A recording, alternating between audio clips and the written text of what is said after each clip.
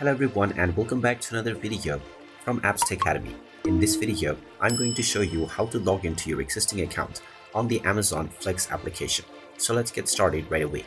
If you haven't already installed this application, then simply search on the Google Play Store or the iOS App Store for Amazon Flex. Once you find the application, you can proceed with tapping on the install button to install the application.